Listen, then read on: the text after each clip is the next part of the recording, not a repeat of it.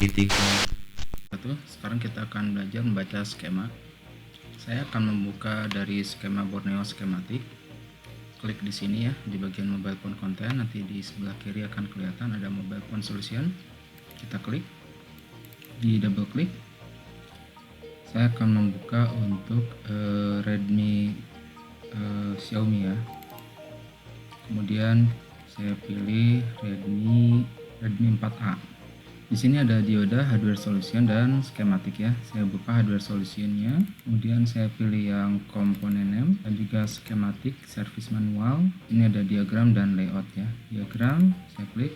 Oke, baik, di sini diagram sedang dibuka. Saya klik combine, dia sebelah kanan atas ada combine, klik masuk ke sini. Kemudian setelah itu saya juga akan klik yang layout, klik lagi combine karena sudah ada dua ya. Yang ini saya matikan saja. Jadi yang tampilan ini adalah tampilan komponen name nanti, tapi nggak muncul. Kita buka lagi. Ya, ini tampilan dari komponennya ya. Kemudian dan yang ini adalah perbandingan antara skema dan layoutnya. Baik, kita bahas satu-satu ya. Baik teman-teman, di sini ada U2502 ya, kita klik dua kali, nanti di sini langsung kedeteksi ya. Di sini M sensor, dan kalau misalkan awalnya U berarti ini adalah suatu unit IC ya. Ini ada SDA, SDL. Apa SDA? SDA itu adalah serial data ya, itu ini untuk ke jalur data. Kemudian SCL sendiri adalah serial clock line. Ini serial clock line sama-sama untuk jalur data seperti I2C ya. Ini jalur. Nah, kalau yang ini masuk data, yang ini masuk dan keluar data gitu. Tanda panahnya berlawanan arah. Terus kemudian yang ini masuk ya, berarti ini tandanya masuk. Nah, ini masuk ke C2, ini masuk ke C1. Kalau yang ini masuk dan keluar, kalau ini masuk. Jadi ini tanda-tanda gini adalah masuk dan keluar ya. Kalau yang ini berarti masuk, yang ini berarti masuk gitu ya. Dan kalau ada tanda kayak gini berarti maksudnya ground. Nah, kayak gini ya, ground ya. Ini ground. Nah, ini SDA adalah serial data, SCL adalah serial clock line. Kalau serial data maksudnya adalah dia jalur data. Kalau clock line berarti maksudnya adalah jalur denyut ya, denyut daripada jantung daripada IC ini ya. Jadi sebuah IC, sebuah komponen aktif itu memerlukan gelombang sinusoid ya, gelombang yang ada puncak dan lembah gitu ya. Kemudian berikutnya adalah VSS ini dimasukkan ke ground ya. Ini untuk memasukkan ke ground, tegangan tapi dimasukkan ke ground. Kenapa demikian? Karena memang VSS itu adalah tegangan negatif ya. Jadi tegangan yang bukan positif, sehingga di sini wajar kalau misalkan dimasukkan ke ground ya. Kemudian VDD ini adalah voltage ya, yang dia itu positif, dia lawan dari VSS, sehingga dia itu akan mendapatkan tegangan dari mana gitu ya. Nah, ini dari Vreg, kemungkinan Vreg ini dari IC power. Coba kita klik aja ya, Vreg S10 2,48 nih yang ke arah sensor. Ini ternyata benar ya. Nah, ini dari jalurnya dari IC power. Nah, itu ya, benar ya, dari PM ya. Ini adalah IC power. Ya begitu teman-teman. Jadi VSS itu tegangan minus, kalau VDD tegangan plus yang disuplai dari IC power. M sensor sendiri adalah magnetometer atau sensor kompas. Dan ini ada kemungkinan red, S-nya yellow gitu ya, T-nya black gitu, N-nya netral biru. Ini adalah jalur listrik ya, jalur kelistrikan. Jadi senten ini digunakan untuk jalur kelistrikan, yang mana ini nanti akan dilalui 1,8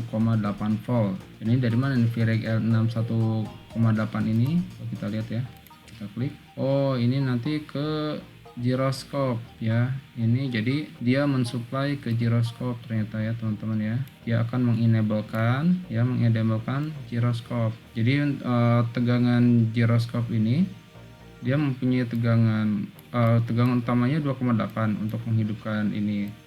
Tetapi untuk menyalurkan tegangan ke yang lainnya, dia membutuhkannya 1,8. Yang ini dari mana? Ini dihasilkannya dari tadi, dari sensor magnet atau sensor kompas ini ya, dihasilkan dari sini. Nah, jadi 1,8 ini hasil dari 2,8 masuk dulu ke sensor, kemudian dialirkan lagi, dikurangi menjadi 1,8 ya. Nah, ini tanda apa sih namanya, tandanya itu masuk ya, tetapi maksudnya itu keluar. Bagaimana ini tandanya itu keluar tapi maksudnya tandanya masuk. Jadi maksudnya kalau misalkan tanda yang hitam ini berbeda sama tanda ini ya. Kalau tanda yang hitam ini berarti dia itu membutuhkan, dia dari mana VDD-nya, dia membutuhkan dari sini gitu. Jadi petunjuknya ke luar tuh misalnya membutuhkan dari mana gitu ya. Nah ini juga sama, membutuhkan dari mana, berarti ini sebagai sumber tegangannya kalau ada kayak gini gitu ya. Berikutnya adalah VID. VID ini adalah voltage identification ya. Jadi dia akan mendeteksi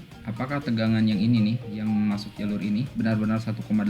Jadi RSTN ini kan akan mengeluarkan voltage 1,8 volt ya. Apakah benar-benar 1,8 volt? Dia diidentifikasi oleh VID gitu ya. Jika misalkan ternyata tidak sampai 1,8, ya mungkin nanti diprosesnya jadi gimana gitu ya, agar bisa menghasilkan 1,8. Itu fungsi dari VID. Makanya di sini ada penstabil ya dengan kapasitor agar 1,8 benar-benar keluar dengan stabil juga. Kemudian ini CAD, ini adalah common analog digital. Jadi yang dimaksudkan common analog digital adalah berapa sih tegangan referensi dari U2502 ini, dari IC ini 0 ataukah 1 jika itu digital.